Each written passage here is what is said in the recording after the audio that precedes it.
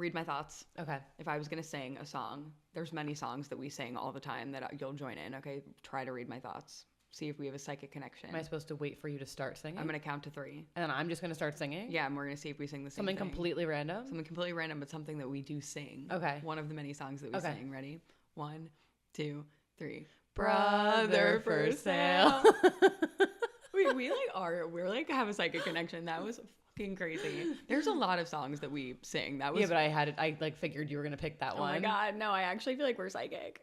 I like that. Wow. That was crazy. Okay. It's almost like we're sisters. Do we have to open with a song now every episode? No, I just thought that would be funny. I think we should. And it worked. We could. Okay. I was thinking of doing the Drake and Josh theme song, but then I thought, what if I play this game with her and see if she guesses the song? It's going to be harder to do from here on out. I feel like we could do it. Okay. I really do feel like you just read my thoughts. I did. Yeah. I mean, there's no other way to explain it. Yeah. Again, there's like 50 different songs that I could have picked that we like sing all the time. I could have been like, oh, Black Betty, Wham a Lamb. But I knew you weren't going to pick that. Yeah, because we were just doing it. Yeah. Hello, and welcome to the Valentine's Day edition of our unnamed podcast. Happy belated Valentine's Day by the time you are seeing this. If you're in a couple, or maybe you're single like me and you don't celebrate, but you just like to wear pink. And that's that's the team. That's celebrating as far as I'm concerned. I could paint a little heart on my face. I'm going out tomorrow. Maybe I will. Yeah. But yeah, today we're going to be talking about Traitors, same as last week, Tell Me Lies, Bridgerton, and new edition this week, we're going to be talking about Summer House, which just premiered, which I was never a huge Summer House person. I would go in and out of the seasons, but I know that you are like a solid fan, so I'm very curious to hear your thoughts on it. I have so much to say, but I'll hold it. Okay. Yeah. Every time that I've watched one of these shows for the last couple of weeks, I like want to text you, but I'm like, I'll save it for the podcast. But like, yes, we so want to like be like, oh my God, I can't believe this happened, but I like am trying to hold it. Okay, so we'll jump in with Traitors. Okay. I first of all have to say, I have done a complete 180 on Rob. Oh, really? I like kind of am starting to hate him. Oh. I can't believe I'm saying that. I don't hate him. I don't think that you'll ever feel that way. So, because we have 2 episodes to discuss. So, from 2 weeks ago. Well, should we just let everyone know we're a week behind? Oh, yeah, we're a week behind because this bitch had to go to Florida. I don't know. I had to go to a wedding where I then proceeded to get a fever and sat in the hotel room anyway, so. And I was here watching the baby with my mom. So we did miss a week. It won't happen again, so sorry.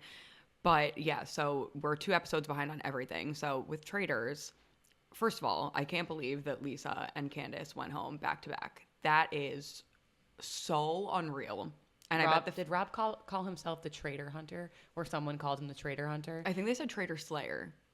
But either way, he is. Yes, he is. Mm-hmm. Well, it's easy to be one when you are a traitor. To be fair, right? You're the only person who knows who the traitors are. Yeah, but he is just being obnoxious in a way that, like, I think because you saw him on Love Island, you like know who Rob is through and through and love him for everything that he is. I like was falling in love with like the first 6-7 episodes of Traitors version of Rob. Mm-hmm.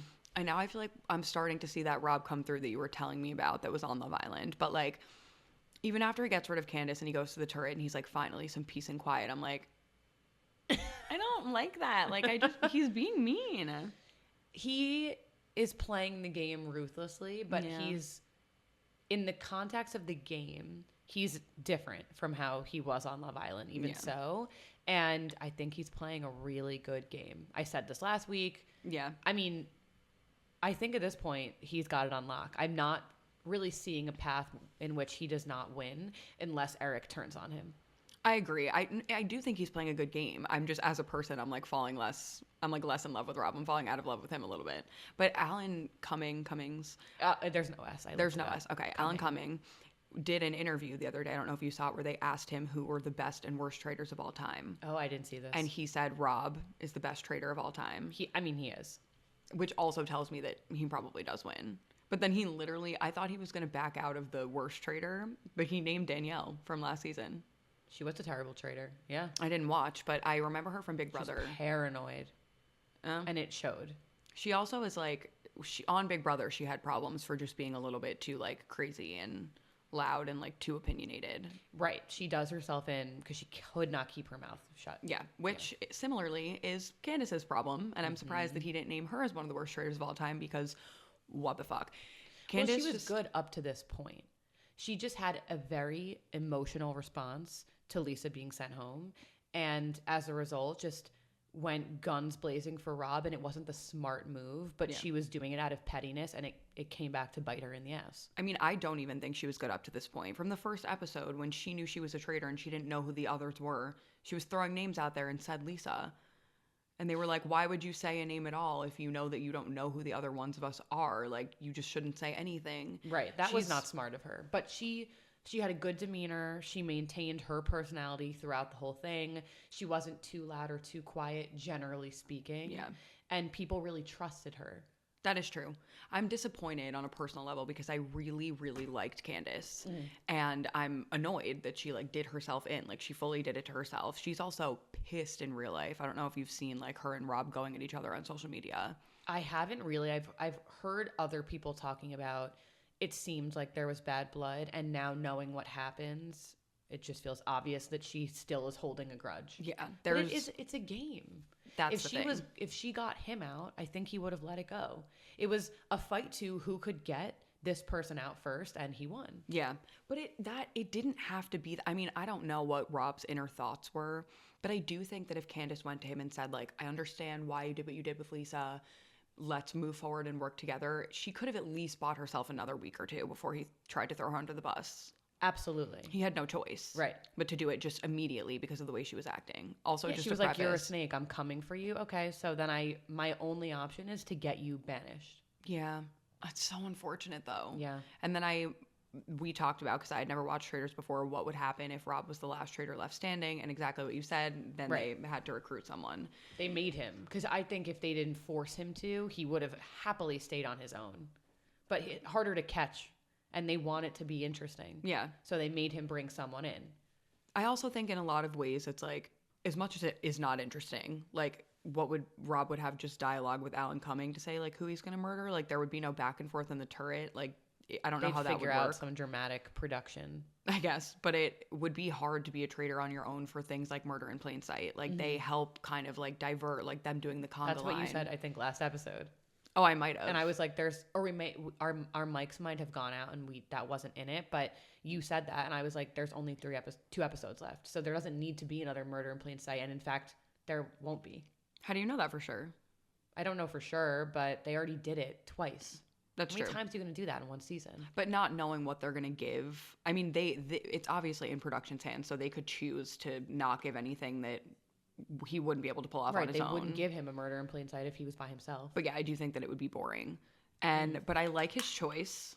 Okay. I do think that... Don't. You don't? Okay, No. So who would you have picked to be the new traitor? Oh, I'm so glad you asked.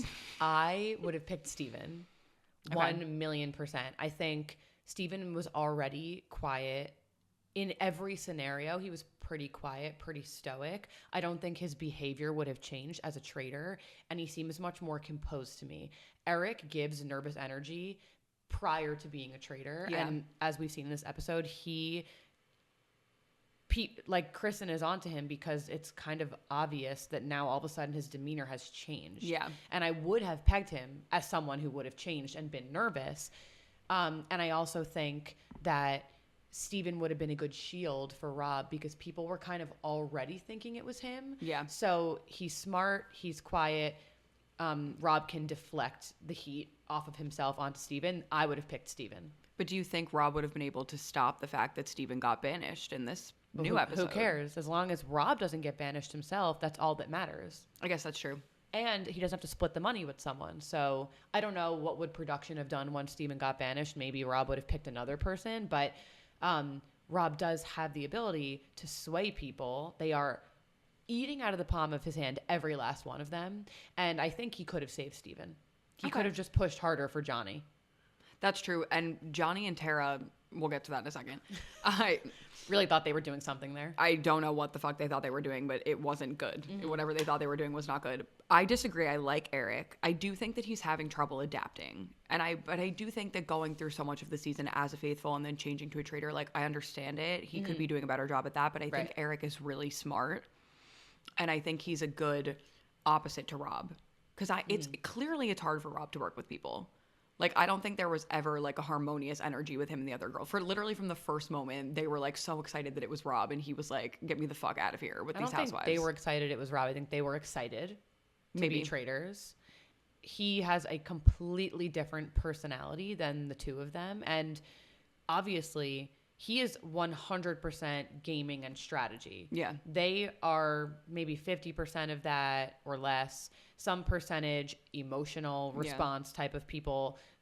Some percentage like social game and wanting to protect people because you just like them. Like, he let Colton go because it wasn't best for his game. And they're just not aligned on how they wanted to play as traitors. Yeah. So I think no matter who it was, if they weren't aligned, there was always going to be a point where you hit a fork in the road and like someone's got to go. That's true. Also, shocking Colton. Like, I was absolutely, I don't know, like, I know people get murdered and it just happens quickly, but it feels so final for Colton. Like, I thought Colton would be vanished and have like those final moments. For him to just be like gone is crazy, because he was one of the most like entertaining of the season, and one of the most prevalent. Right. Like, unfortunately, we're now left with like two people, a bunch of people who don't have two brain cells to rub together, and they are completely lost. Yeah. These people could not be more lost. Yeah. And yeah, I mean, it's funny because you have other people in the house now being like, well, Natalie's really smart. And I'm like, from a viewer standpoint, I'm not getting that. Yeah. I think you're all just confusing each other in the house, and there's a lot of paranoia, but none of you are actually really good at this game. Yeah. Natalie really irritates me. I don't like her. I Same. really don't like her. And I know that you like Mara. I don't like Mara. She really fucking bothers me. I just like her from Love Island. She's a personality hire, but her personality's not getting airtime because that's not what this show is. Yeah. She's great fashion, and she's gorgeous, and she's, her outfits, like, would love to raid her closet. Right. But watching her at the round table is like, she also can get bitchy so fast. I wouldn't even say bitchy. It's just when she defends herself, she's good at defending herself. I don't even think she's had to defend herself. I feel like when she goes at other people, it's like sharp. And I'm like really taken aback by it. Yeah, Actually, a little. Mom isn't really watching like too hard, but she'll be in the room. When I was staying there last week, when I was waiting for like to move into my apartment, she was watching with me, and she just, how Mom like doesn't like someone and she can't stop saying it for the entire episode. Yes. Yeah. So the whole episode, for the whole season, right? Literally the entire episode, and it's only an hour. For a full hour, right. She's just like, I hate that girl Mara. And I'm like, okay, I heard you. And then we're at the round table, and she's like, oh, like, I just fucking hate her. I'm like, Mom, like, okay, I fucking heard you. Why? Said it 10 minutes ago. She like doesn't do anything. And she also won't learn her name. She keeps calling her Mal. And then she's like, so now she's just like the girl with the accent. Yeah, the Irish girl. The Irish girl. I do like her accent. Yeah, it is very entertaining. Yeah, yeah. I just like her. I just know her personality from other things, and I just like her. But do I think she's good at this game? Absolutely not. Yeah. Do I think she could potentially win the money? Yes, because she is in Rob's pocket. She fully does not think he's a traitor. She'll do anything he says, and she's not a threat. So she will get to the end, but whether or not there are other traitors there who then beat her out, but that's the question. But she'll make it to the end, and if for some reason there's a faithful who decides to be really smart and step up and make a good game decision and get rid of Rob, she could win the money, but she probably won't. The Rob is the only reason why she would. And do you know that thing on TikTok where it's like, I know they did, but I just can't prove it? Mm-hmm. Her and Rob are banging. I just like know that they are. Could be. I have just the strongest feeling that they. Well, she has googly eyes for him, but they all do. I mean, yeah, like even Lisa, I feel like had a crush on Rob, and it was like very clear. Wait, it's funny because Lisa like went on her TikTok and was like, I think I'm one of the only people who wasn't, I don't know her exact words, but like fangirling over Rob because I am married to the hottest man. I don't even know who her husband is, but I can guarantee he's not hotter than Rob. Harry Hamlin, and back in the day, he was an attractive guy. Now he's just an older man. But Lisa Rinna's funny like that. She's like, I'm not fazed by him because like my husband's the hottest. She goes hard for her husband. I have to respect. She loves him. I do respect that, but I also call bullshit, and I think that she fully has a thing for Rob. And like, she can't stop tagging him on Instagram. Yeah, yeah. It also is funny that Candace went so hard at Lisa, and she's not even mad. Like in real life, Lisa's like, "Hey, Rob." She doesn't care. Candace has been on 3 podcasts like shitting on Rob. Candace really needed that money, it would seem. I guess so. The more mad you are, the more desperate you look for that money. Like, you're salivating for this money. Like, stop. Yeah. You're embarrassing yourself. That's like something that I feel like came later with Big Brother, is like after a couple of seasons, there was a thing with all the game players of like, when you're in the house, even on eviction night, you can be mad. And then you fucking drop it. Like, it's a game. Right. So, like, when we get out into the real world, like, you have to respect the gameplay. Right. And just not be, like, pissy about it. Sorry you were outplayed. That's how the game goes. That's literally what we're here to do. If you had the ability or the brain cells to outplay someone else, I'm sure you would, but you didn't. Right. I mean, no one is better at the game than Rob. He really, that's why he has it unlocked, because really, like, in terms of being able to sit back and, like, strategize, like, he just... nobody holds a candle to him. Like, they can't touch what he's doing. And he's doing just such a great job of keeping everyone in his pocket. Everyone trusts him more than anyone else. Yeah. Which is so crazy. And he might decide to turn on Eric so that he gets all the money. And I think he's going to win, definitely. I don't even think he's going to have to turn on Eric really hard, because I think people are already onto Eric and he'll go with it the same way with Lisa. Like, he turned on Candace. He didn't turn on Lisa. Everyone was already throwing Lisa's name out, and he just kind of helped make it come to fruition. Right. But with Eric, I feel like people are already starting, like, Kristen's been going for him really hard this last episode, and people, like, he'll come up in the next round table and Rob will just let it happen, I think. I think that that's true. And especially with 2 episodes left, I have to think that that probably is what happens, and Rob ends up winning it all. Yeah, probably. So that's how it works. If the faithfuls don't get all the traitors. Yes. So whoever's left. Oh, I kind of forget, because I like kind of fell asleep on the last episode last season, and then I just like saw who won, and it was fine. But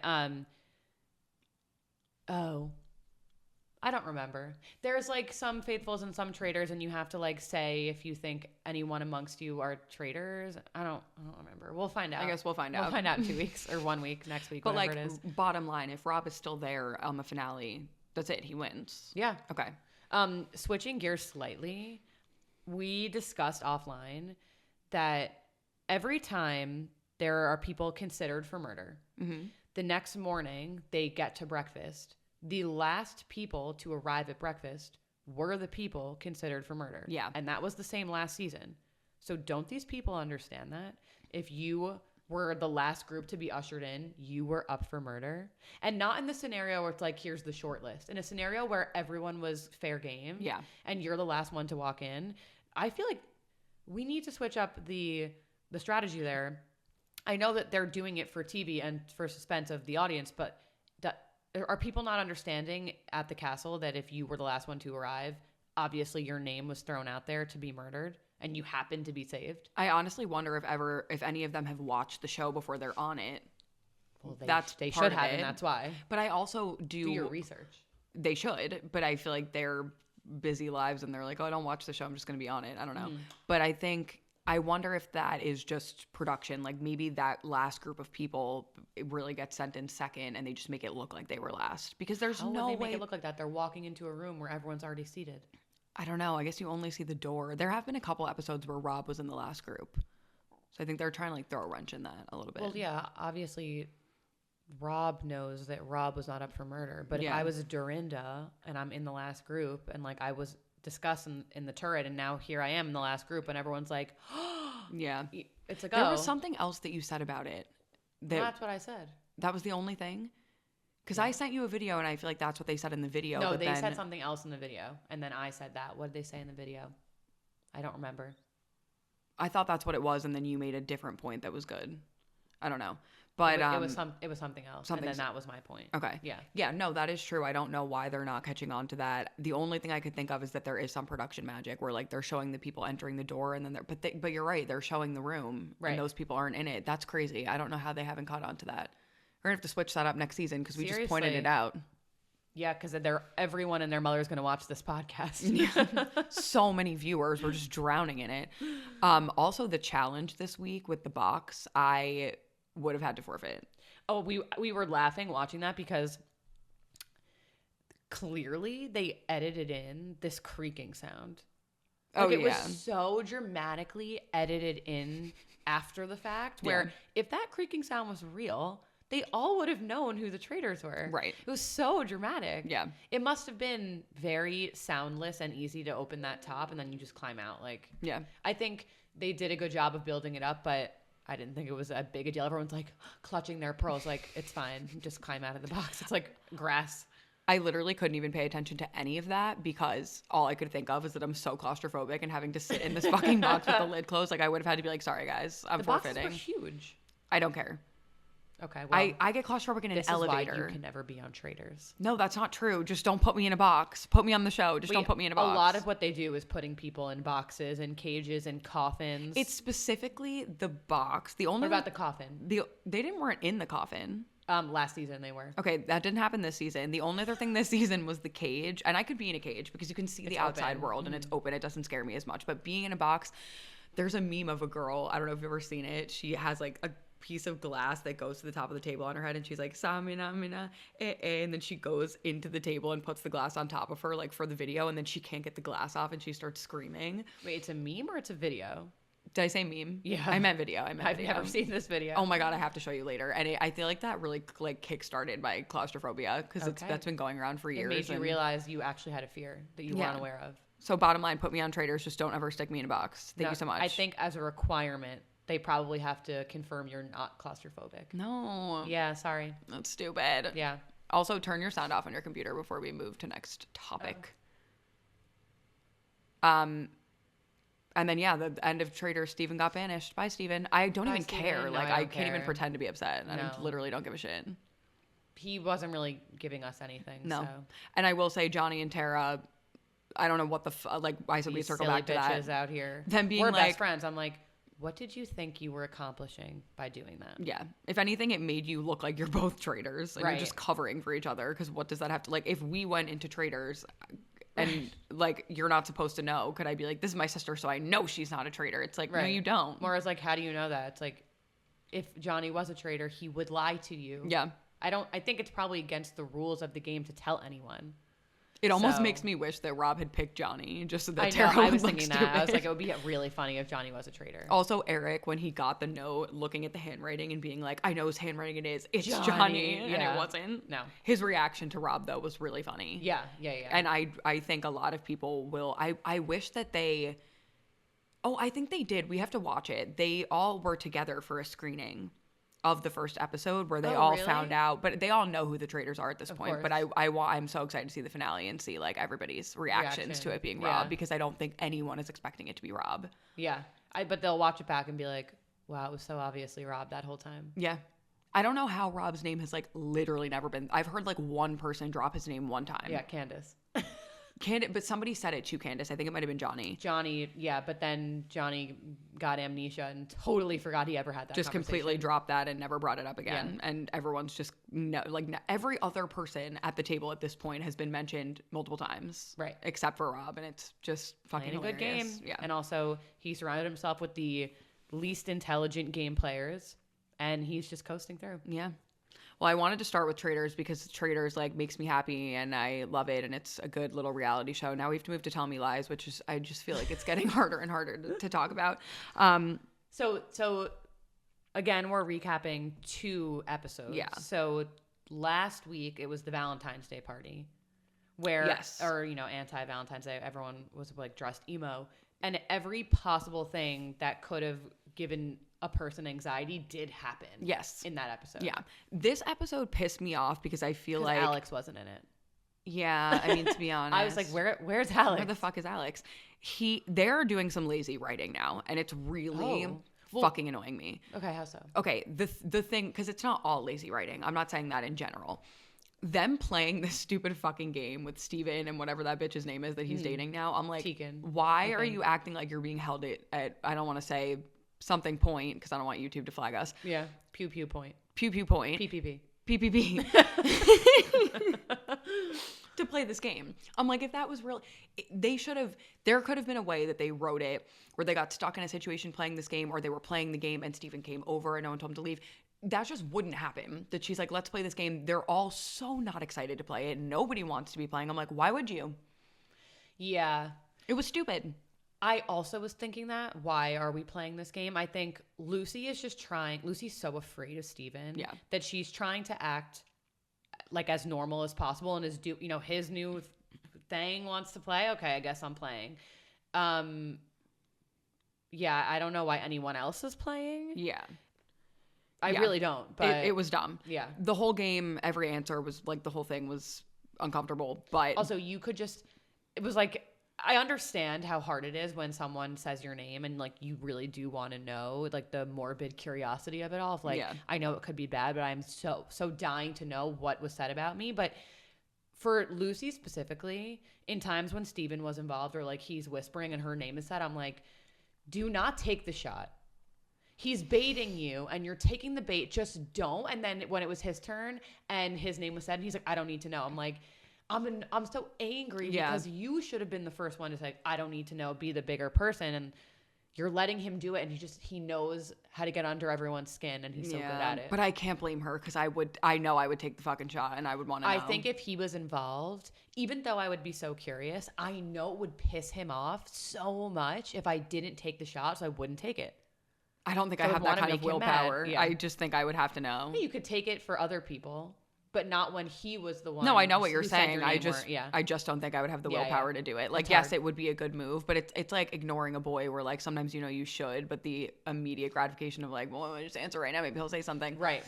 It's hard to have that line, but I don't understand what the fuck Brie was thinking with her answer of Wrigley. Well, she was thinking like he made a joke. That's what, just considering everything, I was genuinely so like, I audibly gasped when she said. It was like a knee-jerk thing, and then she probably regretted it. Yeah. The other thing that annoys me, Lucy is just really fucking bad at explaining literally anything, like literally the simplest fucking things.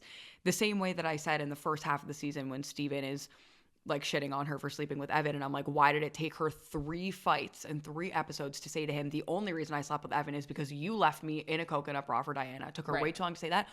When Pippa finds out that Lucy talked to Lucy talked to Chris about Pippa and the whole sexual assault, why was she so bad at explaining that? She literally could have been like, he came up to me in the pool, he like cornered me and said that he'd never done that to anyone and used you as an example, like, oh, I hooked up with Pippa and I just had a reaction, like I couldn't hide my reaction. Why is she so bad at explaining literally fucking anything? Well, I think that's the point. That's her whole character. Like, she's not a good communicator. She's dumb. She's young. She's young. I thought I heard a cry. I may have. She's supposed to be like this young, naive kind of idiot, and she makes poor decisions. She's obviously not good at explaining, because if she was, she could have gotten herself out of this position in the first place about lying. Like, and she could have explained to Bree that she slept with Evan, not to get ahead of ourselves because Bree's going to find out anyway. Yeah. But we'll come back to that. I mean, I think with the other stuff, like there's a lot more at stake, so I understand it. In the situations where someone's already mad at you and there's no secret to be kept, I'm like, that's where it annoys me. Like, she's not keeping a secret from Pippa where she's like afraid to tell her, like with Bree and Evan. Like, Pippa's already mad at you for something and you didn't do anything wrong. Like, just fucking say it. Spit it out. Like, it's really, really getting frustrating, and I'm having a hard time dealing with it. But they want us to feel that way, I think. Yeah, no, they definitely do. But I mean, like, I'm like in love with Wrigley. Like, Wrigley. I fucking love the Brigley kiss. The Brigley kiss. But even before the kiss, Mad Wrigley was so hot. I was like, oh my God, yell at her a little bit more. Because he's not being like mean. He's not yelling in like a disrespectful way, but him just being like, why the fuck are you talking to me about this? And then his little monologue of like, everyone's making horrible fucking decisions. I just like fell in love with him even harder. I love Wrigley. I mean, who would have thought that Wrigley would be able to take this step back and just see how everyone else is so dumb, and he's like the only person who can speak his mind and communicate in like a crystal clear, non-confusing fashion, and also separate himself from Steven and any other situation that's like bad for him. Yeah, kind of. It was just so good. And then obviously sent Bree to go to what's his name's house. Oh, Oliver.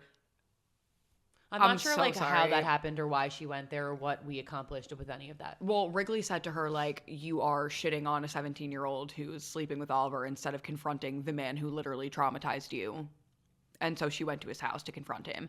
Her crying in the arms of his wife. She confronted him last season.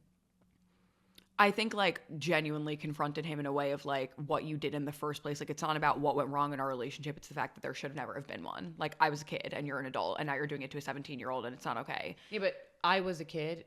Yet what happened was like 2 months ago. This is supposed to be February because it's Valentine's Day. Last season was the first semester. Oh, yeah. And then they went on Christmas break. So like, and they slept together. Like it was around the Christmas party that he had at his house. Right. It's only been 2 months. How much perspective is a girl supposed to have? She probably, you can't blame her. It really hasn't been that long. No, it hasn't. But her crying in the arms of his wife was fucking weird. And I just don't understand what was meant to be accomplished in that scene. I don't know. What did we gain? What did we learn? It was just weird. I think the only thing is like seeing that his wife, like when Bree first found out that his wife knew, the wife was very dismissive about it. She was like, there's nothing you can say to me that will hurt me. Like I've already been hurt and like all these things, and just seems very nonchalant about it. Mm-hmm. I think having that moment of like, even his wife is suffering from this. Right. Like it is really a soul action. She also didn't know that Amanda was 17. Right. But I think just her realization of like, wow, my husband is like a monster. Like it's this thing that she's been putting up with and she pretends to not have feelings about it, but really seeing that side of like, okay, this is not okay. I know it's not okay. And removing that blame, because I think when we find out that the wife knows, it almost seems like something that they do together. And I think now we're seeing that it really is just Oliver and she agreed to it even though she wasn't okay with it. And it's not. That's a good point, because I still was thinking it was like something they do together. No. But she did say, I think it was a couple episodes ago, or maybe it was this episode. It was. Where she was like, you want to be the one who loves your partner less, because that means you have all the power. Otherwise, you end up agreeing to things that you would have never wanted. So it's clear Oliver loves her less, and she's just letting him do whatever she wants so that he won't leave her. Right. So that was the point, is removing the blame from her a little bit, and like it's just she's just not in the season anymore. Like she was a main character, and now she's a side character, and I don't really care what she has to say or how she feels. Like, in my mind, that's been wrapped up. Bree's still struggling with it because it hasn't been that long. That's fair. But, like, I don't need to hear anything from Marianne, personally. Yeah, I feel that. She could have been, like, a character that went away. I mean, the grossest thing that Marianne ever said was last season when she was, like, to Lucy. She goes, for the record, I was just happy that he didn't meet you first. Yeah. Ew. Yeah. Like, you're just sitting back waiting. I waiting. Marianne up to that point, so it does make you hate her. Yeah, I don't hate her, especially after this last episode. I think that's, again, what the scene accomplished. I feel so bad for her because I'm like, you're sitting around waiting for your husband to do like borderline predatory things, and you like know what's going to happen. And now, like, even her saying that to Lucy, I'm like, you had this student Lucy that you actually care about as a person that we've seen, and you're like nervous that your husband's going to try to put a move on her and you're powerless to stop it. Like, what a horrible life to be living. Right. So bad for her. Yeah. And then we end with the Bree and Wrigley kiss, finally. Which I have seen people on the internet talk about this, and this was also the very first thought I had, is like, she was out morning drinking. breath. She was out drinking all day. So she probably reeks of alcohol. And then she slept in a chair at her teacher's house. Like, she probably smells so bad. This is not the romantic moment that they thought they were giving us, in my opinion. Yeah, it could have been at literally any other time. It should have been the night before, but then she wouldn't have had that scene at Marianne's house. But again, just cut it. I think she could have had the scene at Marianne's still, and then gone to her left. dorm, showered, brushed her teeth, and then gone to Wrigley's. Or even just gone to Wrigley's. I'm actually okay with you not showering and brushing your teeth and having that kiss, because at least you didn't just sleep on your stinky breath for 12 hours with like your post drinking, whatever, you know? Yeah. It's fine. There's so many ways they could have done it that didn't involve her being like a really gross version of herself. Agreed. But, but the kiss was still, the scene was good. Happy for them. Love them. The only thing I wish is that they had given us a little bit more of Bree and Wrigley in the other seasons, like just moments of them like having any interaction at all. I don't think it was needed. They are doing a good job. Of them this season. Right. They're doing a good job of adapting to the idea of Bree and Wrigley. Mm-hmm. But in like a long-term writing, I'm like, I wonder how far ahead that was planned, that Bree and like, I wonder if that was planned ahead of time. Well, as you know, but you seem to forget, these are books. Yeah, but this doesn't happen in the books. Oh, how do you know that? Because I Googled it. Oh. I Googled the ending. I had to know. But the book ending is going to be really different from the TV show. Somewhat planned, because we ended last season with the wedding and she was on the phone with someone, and maybe we can assume now it was Wrigley. Like, yeah. And I don't know if they would have made that scene and then been like, we'll figure out who's on the phone later. They could have. Yeah. But it could have also been planned. But like literally none of this happens in the books. The books are so different. Interesting. And this whole thing with Chris and Pippa and all of like none of that happened. So it's a really different situation with the books. Mm-hmm. I don't remember exactly, but I read the end, and when I read the end, I was like, it can't be the same end for the TV show. It would be a completely different thing. Right. Also in this episode, we got some clarity on Alex at the end because Lucy goes back to his house after the day drink. She's a mess. She's crying. And then she says to him, I know that you like me like this. And unfortunately, it seems that he does like her like this. Yes. And he doesn't want to, against his better judgment. That's what he's attracted to. So it is, again, I know people are they're multifaceted, but it's like, wait, so you are a good guy because you don't want a girl who's such a mess, but like it gets you off, and that's so strange. Yeah. I think that was also, what is happening out there? Cars. I mean, really loud motorcycle engines. I think that was also a really clear picture into the fact that Alex has endured some sort of abuse, most likely sexual abuse. Yeah. That has put him in this situation. And it is really sad and uncomfortable to watch that scene where she's like, give in to that horrible side of you that probably wouldn't be part of you if you didn't go through something really dramatic. And like, it was uncomfortable to watch. But we definitely have a window into Alex at this point. And we'll probably get more clarity on that, except he wasn't in the following episode. But there's only one episode left, I think. And they're talking about not doing a season 4, so I'm really confused. Yeah, there's a lot of up in the air. It's a 4-hour episode. There's a lot they have to cover. They said it's like an explosive season finale, but the creator herself said, I watched the end. I did mean for this to be the last season, but I did find myself having lingering questions, and I do wonder if the story can continue. But this is how it was intended to end. If they do a season 4, it's almost backpedaling. No, not backpedaling, but you have to make sure your writers are like solid. We don't want lazy writing. Yeah. Where you answer a couple questions and you give us more questions, then you end it. No. I don't know how the fuck they could possibly resolve all of this shit in the past and in the future, or past and present. Well, the present could end where it is. Life is really sad. Yeah, like that's how things are. The only thing that isn't wrapped up is they showed Steven realizing that Bree and Wrigley are like in love. Yeah. He seems very perceptive. I'm not sure I would have picked that up from like a glance, but he notices that. So what's he going to do with it? Right. Because he's not just going to do nothing. That's I the think only like thing Steven should get hit by a car, and that would be like such a great finale. I would like fucking love that. Like just a nice box truck to just it would be such a great way to end the Regina show. George him, but like he actually dies. But like he actually dies, and not just like an ugly back brace. Right. That would be so fucking sick. And what a great thing to give us on the week of Valentine's Day, you know? Well, the week after Valentine's Day. Whatever, it's close enough to the Saturday. It's fine. Okay, so then the second episode, we actually get the conversation of Wrigley and Bree talking about like he's gonna break up with Pippa and whatever. And she's gonna break up with Evan. Right. Annoys the absolute fucking shit out of me that Pippa was Why is she mad? Right. What are you mad about? I actually thought that was going to go completely different, and she was going to give like a grin and be totally fine, and he was going to be confused. Why are you so okay? But she got really angry, which makes absolutely no sense to me. I really genuinely don't understand why she's mad. Me neither, especially when you know that you're cheating on him. Especially because you don't love him and you would rather be in a relationship with Diana, which you're now free to go do. Yeah. So do it. But I think this is the part of Pippa that a lot of people miss, because I see people talk about it online, and I'm like, Pippa's whole thing from season 1 is like she just wants to be loved and accepted.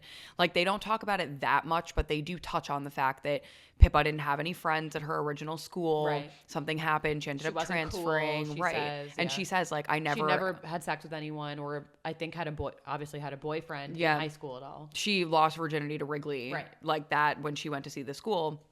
I think it's such a clear thing. Like she has said at one point that she never thought a guy like Wrigley would be interested in her and whatever. So I think her wanting to be wanted, because I do think that she could have at some point, even though she feels bad for Wrigley and whatever, like I think she still could have been really there for him and been a friend and not gone back together with him and been with Diana at any point this season.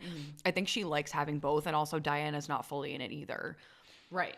It's a selfish thing of like, I don't necessarily want you, but I don't want you to want anyone else, and I want you to still want me. Right. She's kind of using him as like this emotional crutch for whatever reason. Which shows so clearly when she runs to Diana, and then when Diana rejects her, she calls Wrigley and sleeps with him. Right. Like it's so weird. And then obviously that's ruining things for Bree and Wrigley, because she was so upset by that. I felt so bad. Yeah. Also, I'm sorry, I lived in a dorm, and there's no way that Pippa wouldn't have heard her crying in the bathroom.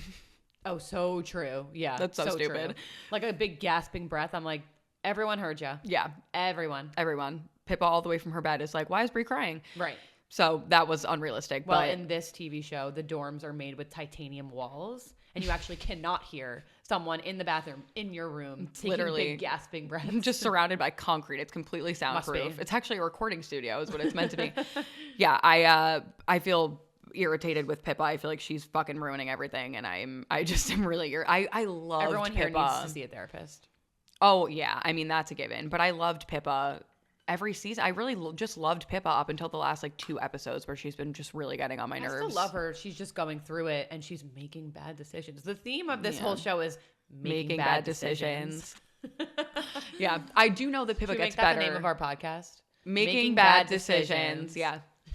I think also Pippa gets better because I know that present day Pippa is She's healed. I like her. Yeah, she's healed Yeah. and she's normal again. Yeah. And she even says to Lucy about Steven, like, what are you doing? Which Right. I appreciate. Right.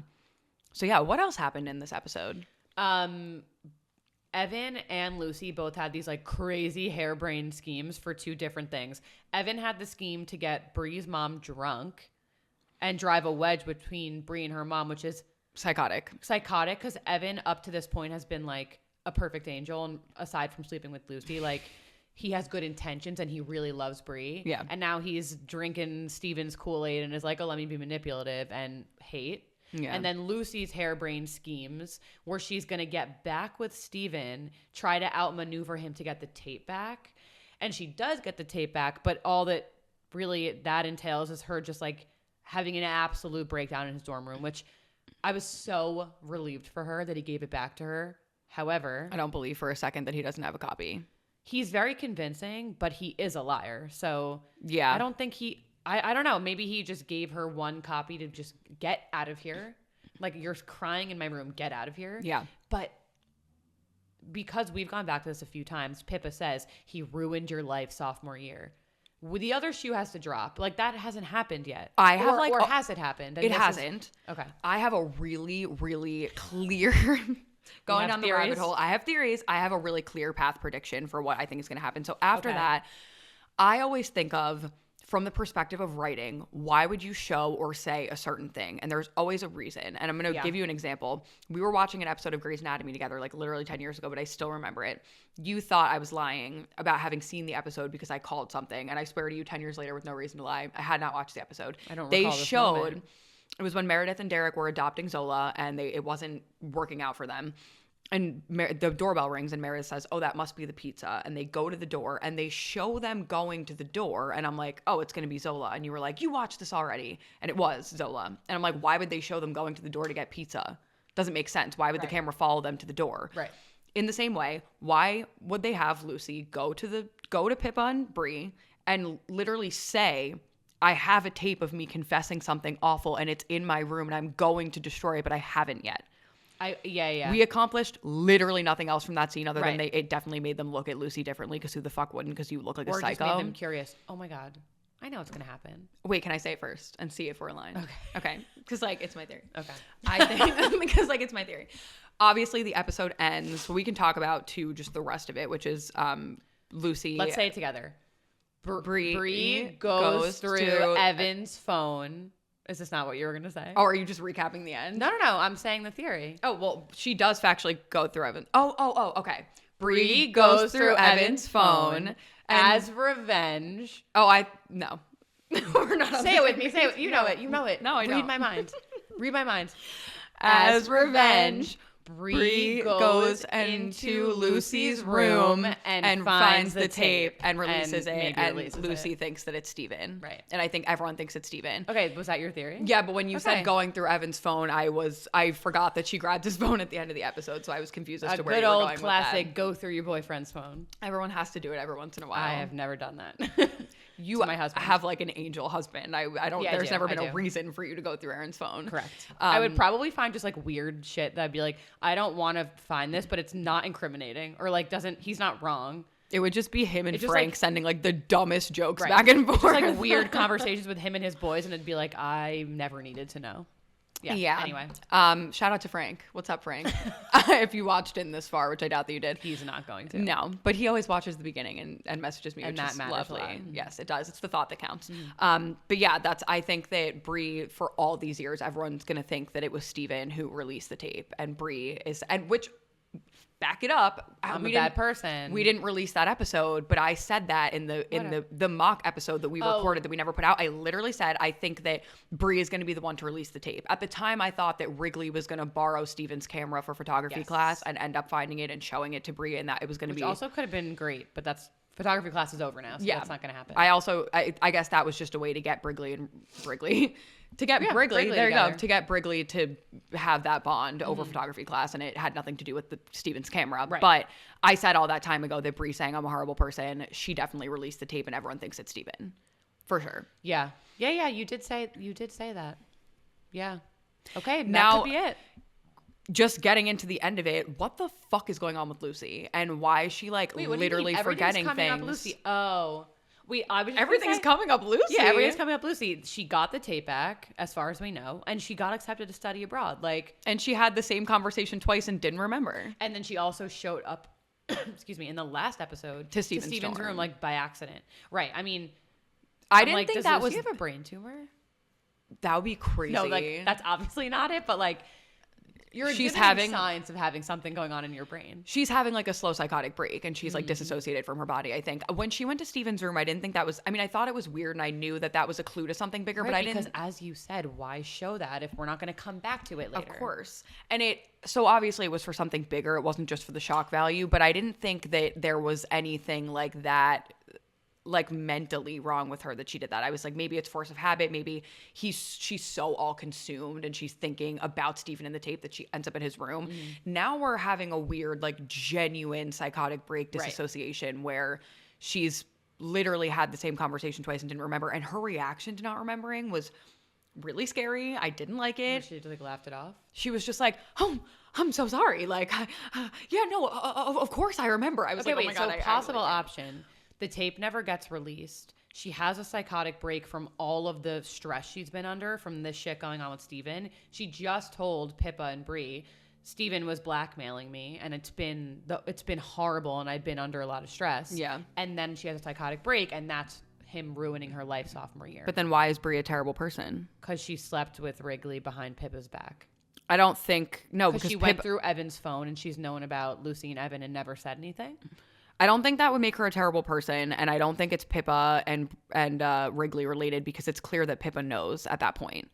Because Wrigley says to Pippa when they're dancing, "I'm going to pretend like you're the girl I'm in love with." I was thinking maybe Pippa found out later that they were together, but didn't know that happened behind her back. I think it's the first one. Okay, I don't think they that also makes haven't sense. slept together yet, so no. Yeah, just a stinky kiss. Just a stinky kiss. And then another a gross kiss. morning breath stank kiss. Right. And I don't even know if they'll ever get another one. I mean, wait, was there not another one? No, I don't think so. Oh, okay. I'm going to assume that they do sleep together at some point because I think Wrigley holding a candle for her all 10 years later. Right. They have to at least sleep together or have some more interaction. He wouldn't just get that from one kiss and a couple weeks of flirtation. Okay, maybe that's why she's a terrible person. She's having an affair behind Evan's back, and now they're getting married. Maybe. There are lots of reasons. I honestly think, I do really, really, really strongly think that it's the first one because, again, they put that scene in there of Lucy being like, the tape is in my room. And, why the fuck would she say that? True. Other than for that Brie knows it. So, and Brie's obviously, feeling so hurt and betrayed, as anyone would with finding, Lucy pretending to be there for her for the entire time that she's getting over Evan. You know. So, yeah, that's Tell Me Lies. I really hope better things for Lucy. I am really scared for the finale. Well, we've seen a flash forward and things are not better for Lucy, so. No, but maybe she has her brain together at some point. I just want to know why she's literally forgetting things and what. They're going to let us know. Yeah. I also am wondering if we're ever going to bring the burn mark back. Right. Because they were What was the point of that? Right. They showed that 4 times Maybe and kept bringing it up. So there is no way they don't have another season.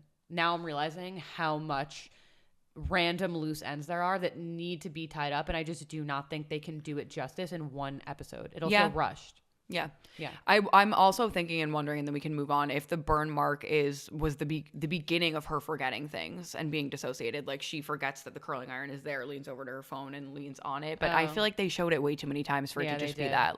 That would be weird. So to be discussed. To be discussed. Week's episode here.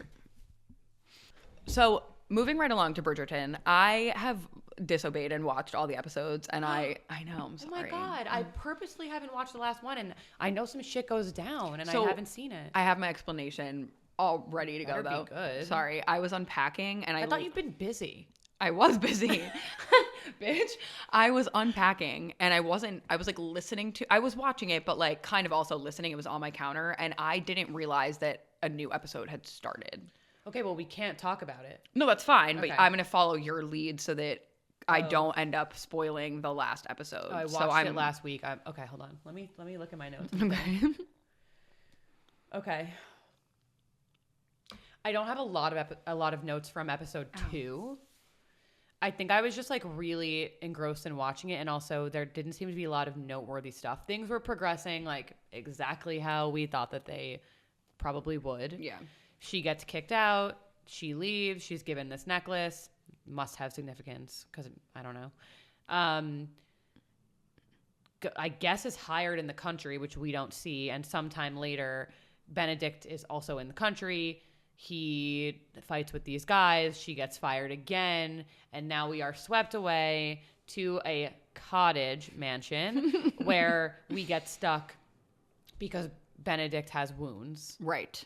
And then like that kind of plays out. Which, yeah, if that's a cottage, then they're playing Traitors in a cottage as well. Because that is a fucking massive. Our family cottage. I'm like, okay. So crazy. Your mortgage must be like $30K a month. They don't have a mortgage. They're rich. I actually said to Aaron, I think I like made a joke like that, and I was like, did they have like mortgages back then? How do people own things? Anyway, I think they just own them through generations, and I don't even know. They're paid for. Yeah, I think so. I'm so fucking bored. I can't. That's like why I was watching it while I was unpacking. I was like literally couldn't bring myself to pay that much attention. I just like am not feeling this season. I don't know what, like there are certain aspects. The sexual tension is really not there. No, like there are certain aspects of the season that I am fine with, but I am not feeling that build up that we have. Like even my like least favorite season was probably Penelope and Colin. Even then there was like a buildup of sexual tension and there was still that gratification when they got together. I am not feeling it. No. I'm not feeling it. I think it's partially because it's such an unbelievable plot line. Like they show the flashback, her father dies, the evil stepmother is like, he disowned you, whatever she said. Like you get nothing. Obviously, we know where this is going. She's going to be announced as like, oh, your father was some kind of noteworthy person. So, and he left the whole mansion in the ton to you. And now you're wealthy and worthy of Benedict, and now you guys can get married. And it's like, I mean, I guess Bridgerton really, this is what Bridgerton is. We are just, things are going to work out, and it's going to be a happy fairy tale ending. But even now, before things have worked out, like, it just so happened they're stranded. It just so happened the dresses all fit her. And he's like insisting that she like wear his sister's clothing. I'm like, this could also be the plot of like a serial killer murder mystery where like, why is this guy insisting you wear my sister's dresses? Like, it's just weird. I'm more interested in the side plots than the main plot this season. Like I really love the mom. Remind me her name. Violet. Oh, such a lovely name. Yeah, Violet and her hot commodity. Yeah, I don't remember his name. They're having evening tea. Yeah. They shared a passionate kiss. They did. And then she was like, oh, I'm so embarrassed. Oh my God. I'm so ashamed. I really, really like them. And I also feel like there's some weird thing going on with Francesca. She's trying to figure out how to have an orgasm, but she doesn't know what it is. There was a scene. So this is the thing. There was a scene and I didn't finish episode 4. So I will say that. I don't know if this gets answered, and we'll find out next week. There was a scene at the masquerade ball where her husband introduced her to someone, a cousin or something. I don't remember that. I just remember it was weird, and now she like can't reach pinnacle, and I'm like, is Francesca gay? Oh. I'm like really starting to feel. Wait, are you sure she was introduced to someone, or are you thinking of when he said we don't have to go back to, I forget where they were, like Scotland or something, and like live with my cousin? No, I remember there being a scene where she was staring at someone, and it was really odd, and now her not being able, like they're trying so hard. They're trying so hard. and she can't reach pinnacle. It's weird. There's something going on there. I have a feeling that it's a very, very early prediction. I could be totally wrong, I but think you're wrong. I don't think if they were going to make anyone gay, they'd just make it Benedict, because he could have ended up with a guy, he could have ended up with a guy, and like that could have been that storyline. But it's not. Francesca's like happily married. She just doesn't know how to have an orgasm. I think she's gay. No, she loves this guy. I'm gonna just say it now. I think she's gay. I think you're wrong. I don't think I'm wrong. They've been married for it's too long, and I don't know. I don't think so. No, and her whole storyline is like figuring out how to reach the pinnacle, and also she's wondering why they're not pregnant. That's her whole storyline. This is going to end with her figuring out how to reach the pinnacle. She's going to become a freak in the sheets, and they're going to get pregnant. And that's her storyline. She be gay. I think she's gonna be gay. We'll see who's right. I think it's me. There was a weird thing where she was looking. I just remember it. I don't remember who it was. I think it was his cousin, where she was looking at a girl, and it felt weird, and it felt like it was going on for too long. And now this whole thing with her not being able to have an orgasm, I think she's gay. And that's more interesting to me than whatever the fuck is going on with Benedict. I don't care about him. And what's her name? Sophie. The scene where they're flying this kite, I have never cringed so hard. And she's like, ah, ha, ha, ha, this is the most fun I've ever had. I'm like, I know you guys are living in times very different, like very basic, no technology, but like, even as a servant, I'm sure you've had more fun than flying this kite. Like, this scene is dumb. Also, the scene where he's in the lake. Yeah. I was like, okay. They just want, as they do every season, they just had to show us the naked butt of a Bridgerton man. So like that's what that served to accomplish. I mean, I'm not like opposed to that. It's a nice butt. I appreciate it. Right. But like I just feel like this whole thing is being really dragged out. And again, the more that we learn about like the father and the mother, I'm like, this is a Cinderella story. It fucking is. It's not Cinderella. It's a Cinderella story with Hilary Duff. She's Hilary Duff. Down to the fact that he didn't, when they were at the funeral and she says he didn't leave you anything in the will, I was like, that is the mom hiding the will from her and her finding it in the storybook. Like, it's going to a T, be the one with Hilary Duff. It's not following the classic Cinderella. It's following a 2000s movie. It's a better movie. It is a better movie. Classic fairy tale. I do hear crying now. I think Aaron is rescuing him. Well, we're almost done.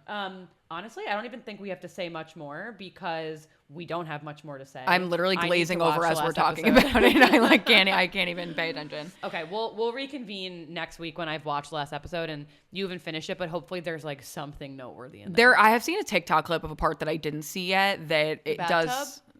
The bathtub. Okay, it hasn't happened yet. It's next part. Okay, no, I did see a clip of something that I was like, whoa. I didn't expect for that to come. Okay. So maybe the next episode I'll finish it and you'll finish it or you'll start it. And then we'll talk about that. And maybe we'll learn that Francesca is gay. It would be just lovely for my ego. Anyway, Summer House. Not all of your theories are spot on. Okay, Summer House. They're very often they are. It's almost like let's see about the Francesca one.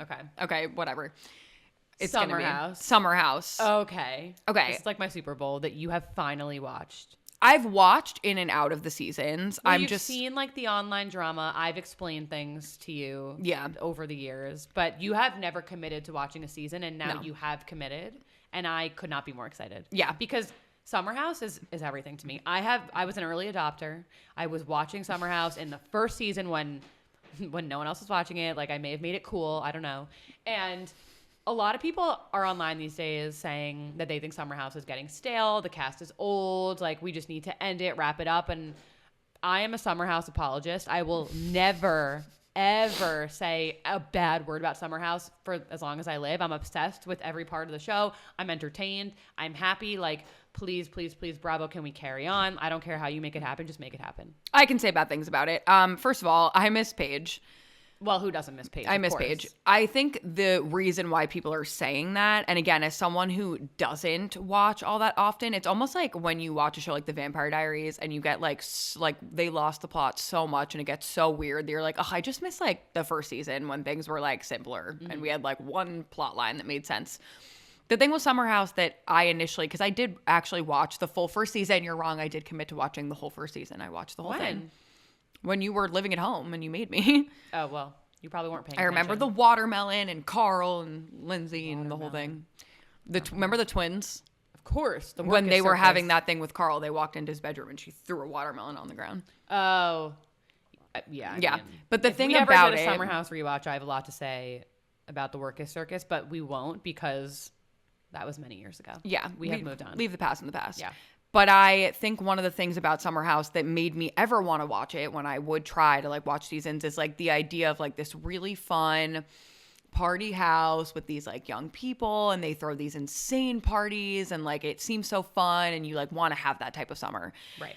And we just don't have that anymore. It's like a house full of exes, and Amanda and Kyle hate each other, and Sierra. They haven't had that in a long time because they've kept with the same cast and everyone's getting older. And they're trying really hard to cast new people to bring, I think, a next gen of Summer House, and they're all younger. But I mean, whoever is working in casting at Bravo needs some serious help. Like every person. So Jesse and West have been great the last like 3 seasons I think they've been on. Good addition. Yeah. Every single other person they have brought on, what a dud, what a snooze fest. They always end up leaving after 1 season for the most part. And like they haven't been able to usher in a next generation because they're casting the worst, most boring people. Yeah. Lexi was a good cast. You didn't watch last season? No. Never mind. No, Carry I didn't. on. I think I stopped watching like at all and stopped paying attention at all when Hannah left. I watched that reunion and it was crazy. I mean, I could actually have a whole podcast just about Summer House and watching Summer House, and because I just have so much to say, and there's only a few people in my life I can talk to about this. Yeah. And at the time, I don't think a lot of people I knew watched Summer House with Hannah's last season, but we won't get into it for the sake of like me editing this later. Yes. Then it'll be hours long, but like, yeah. Crazy. I know that you could write a book about it. Oh my God. Yeah. But let's start with Amanda and Kyle. So uncomfortable. I just, given all of the things that are going on, I'm like, I believe very strongly actually that they separated way before October. Okay. I do not, and here's why. And I actually have to credit this theory with Jackie from The Toast. Okay. But she's 100% right. She said, the way that they are speaking to each other are 2 people who are still together who do not want to be together, mainly Amanda. Yeah. She hates his guts, and she can't stand him, and she can't get away from him. Yeah. If they were separated, like they are right now, they've been so civil, so lovely. If you knew things are over, we're taking a step back, I'm free, you wouldn't have this resentment. Yeah, they are speaking to each other like people who are still together, unfortunately. I didn't agree. I can see where you're coming from. I still kind of think that they might have been separated for longer than that. Why wouldn't they just say it? What do they have to gain by pretending to be together? I don't know. For the sake of the show, so that they'll both be in the house. I think if they were fully separated, it would be like, why are they even both there?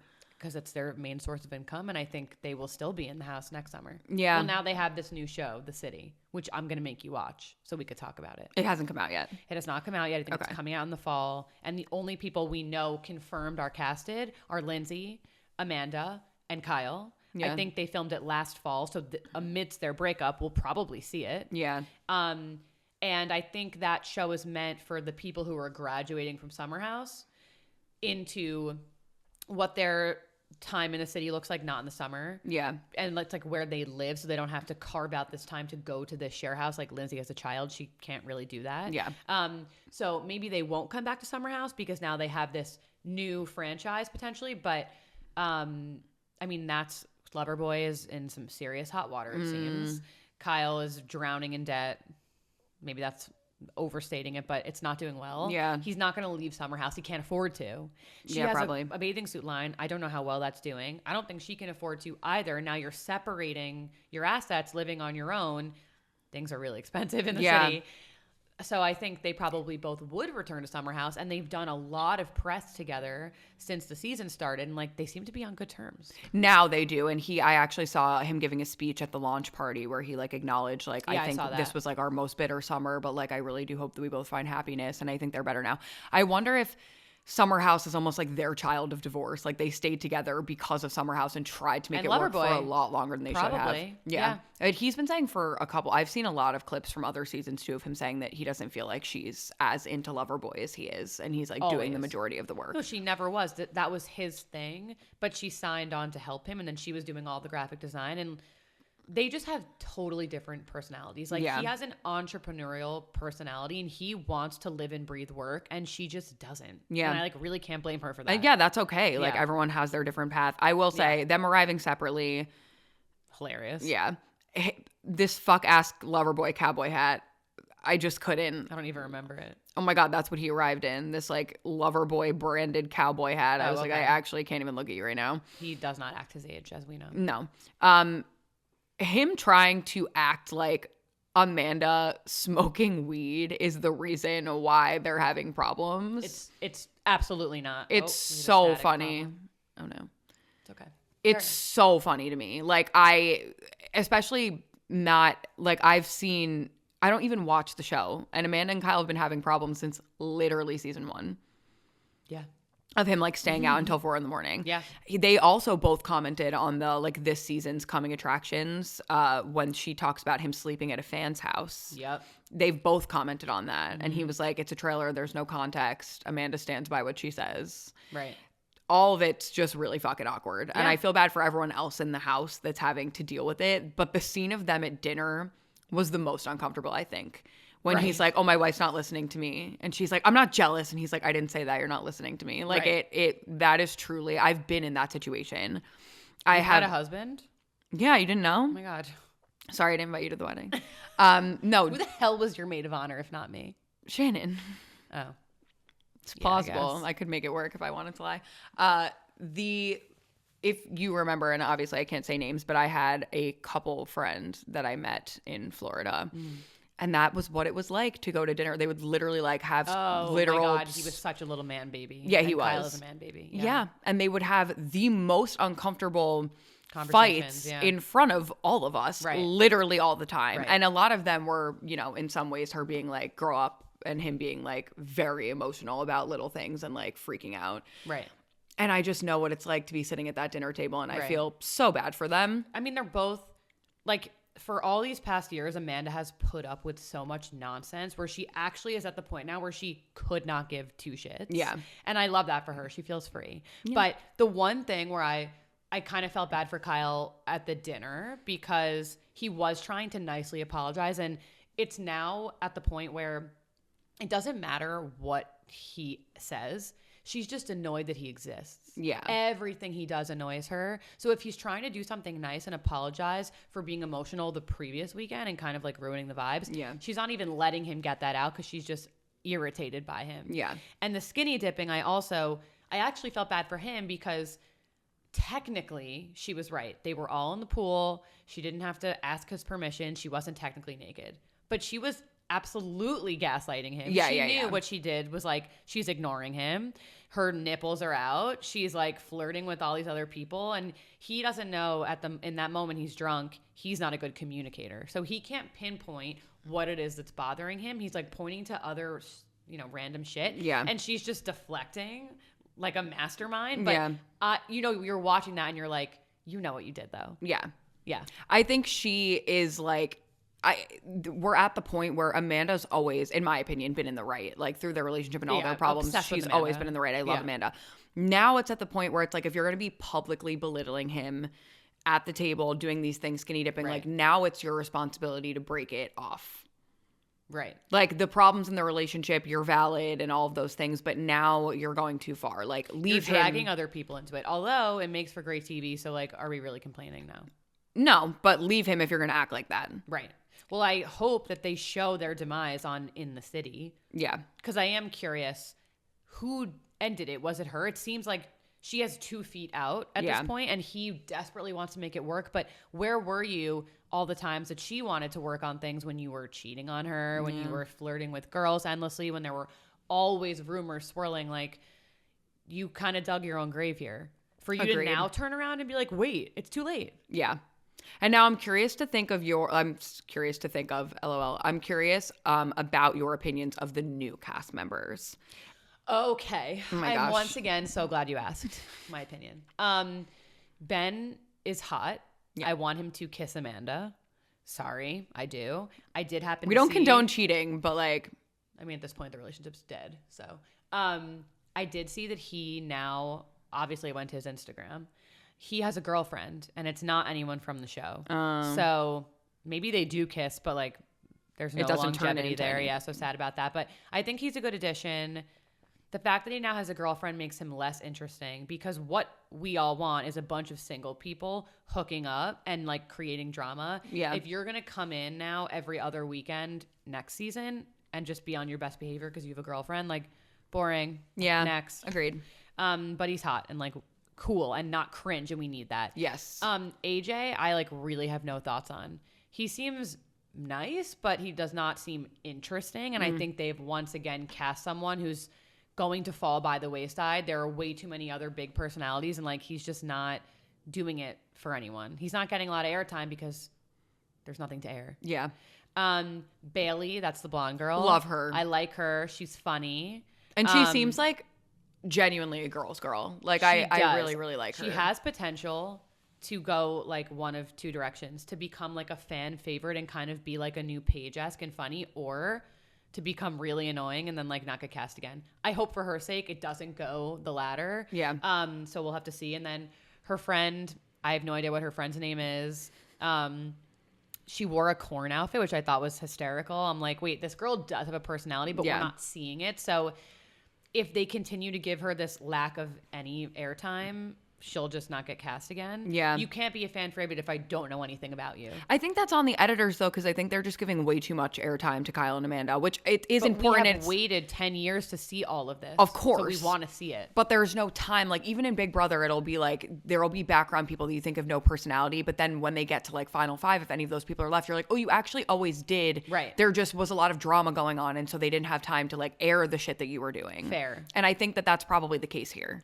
I do think that's the case. But we may never get to know her. Yeah. So sad. Maybe they need to make the episodes longer. 2 hours of Summer House. Well, aren't they an hour already? They're an hour. I'd take 2 hours. Okay. Like I said, I'm obsessed with Summer House. Like, I will watch the paint dry at the house. Like, give me more. I would like to have more. I mean, I would go so far to say make the city about the original cast, like Lindsay and her baby, That's which what is they're so doing. crazy that she's a mother, but then take them out of Summer House completely. Like, leave Summer House to the new people so we can get to know them, and the city can be. Might. Yeah, that's what they should do. It's possible that Amanda and Kyle do not return, which then I don't know what happens to Sierra, because Sierra and Amanda are now like a duo. Love Sierra, by the way. Love and she's Sierra. Stunning. The most beautiful woman ever. Yeah. This forming love triangle between her, Jesse, and West is going to be interesting. And it's also funny to me because I'm like, you could probably have like an actor or an athlete, and like, these that you're scraping the bottom of the barrel. Yeah. And she really could be doing I like better. West, you know, despite everything he's done, I just like him. I do think Jesse's like extremely cringe. I'm sorry. Like, if you want to not know anything, just like don't go to his TikTok page. But like his TikTok page is, I don't know.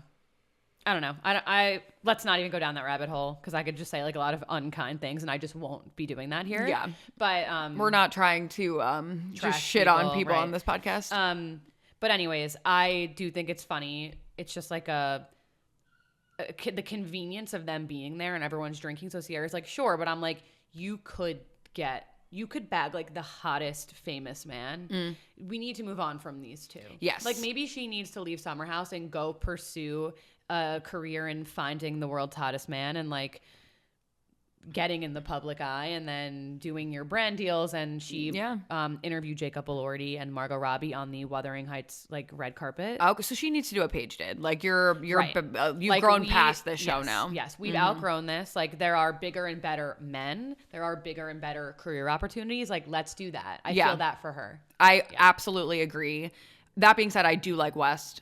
I think one, like, I don't know that much about these people because I haven't watched in a few seasons, but first impressions, I love that when Kyle was bitching about Amanda, West's first thing that he said was, have you talked to her about it? And I was like, a healthy king. We love that. It's really easy for him to point fingers from the outside, but when it's his own relationship, we know that he is not a healthy king and he is not communicating. Oh, I don't know that. Okay. Oh my God. He fumbled the Sierra. He fumbled the Sierra bag. What's the word I'm looking for? Yeah. They were like a kind of a thing in his first season. Okay. And then what did not air after the summer was over was he kind of pulled away. And then like there was this whole New York Times article published where he was just talking about himself, but there was a really big section where he basically was like, yeah, I don't like Sierra, so I'm not dating her. And then Sierra was like, you can actually fuck off. Oh my God, try to find someone better than Sierra. I fucking dare you. Right. And then the That annoys last me. season, the whole season was just her being horrible, brutal to him. Good. No, but so much so, like she actually made us feel bad for him. I'm like, don't make me feel bad for him. He was terrible to you. You need to lighten up. Like, because now he's playing the victim. And like, unfortunately, it's working. Okay, I take it back. I hate West, and he is not a healthy king. No, but now. Yeah. Well, that's why I started with, I didn't realize that you didn't know what I meant. Like, I knew that they had everything. dated, and I know that they're exes, so I said house full of exes, but I didn't know how bad he was. Similarly to, I was like, I feel like every time because you watch so much more reality TV than I do, I'm like, oh, Colton, and you're like, no, Colton, and I'm like, Rob, and you're like, no, you need to watch Love Island. I'm here to provide context for you. And thank God for that. Yeah. I don't have the attention span to go back and relearn all these things. I'm sure from now on, especially since we're doing this podcast, you will be making me watch every reality television show known to man. Correct. Are we ever going to talk about Love Island on here? Yeah, when it airs this summer. Do you watch the US one or the UK one? I traditionally have only been a UK girly. Rob's season of Love Island kind of revived the US. Now the US is like on everyone's radar, so I will be watching US. I also watch the UK, but I watch it on my own timeline. It airs a few weeks later here than it does in the UK. Yeah. So like, Isn't it airing now? We're all in it together. I have no idea. I think it's airing now because I got I got so many DMs last week because one of the girls, there were two girls, I don't even know anything about it. There were two girls having a fight, and one of them got so frustrated and she was like, I'm done. I've left the chat. And everyone thought it was so funny. And then I got all these DMs being like, you have to do like a collab with her. And because she said I left the chat. And I was like, but she's still on the island. Right. They're still there. She's filming. I will not be flying out there. She's sequestered in Spain or South Africa or wherever they are this season. Okay. I did not know that it was on. I have to carve out some time to do that. So Traitors, we have one more episode. That'll free up Thursdays for me. I'll have to start that. Okay. But we don't have to talk about it. Like, I can do little quick segments, but I think it's a big commitment. We can do Love Island US. I know that a lot of people like UK for the accents, but I can't listen to the accents. You have to have it with subtitles. They're from all over, and there are some accents you just cannot decipher without help. I get overstimulated by 20 people with different fucking accents, and I would rather just watch the US one. We'll I watch can't the deal US with it. one, and we will talk about that. And Love Island US really unites the US. Okay. And everyone's watching it, and we're all kind of aligned, and we're in it together for better or for worse. Last season, it was for worse.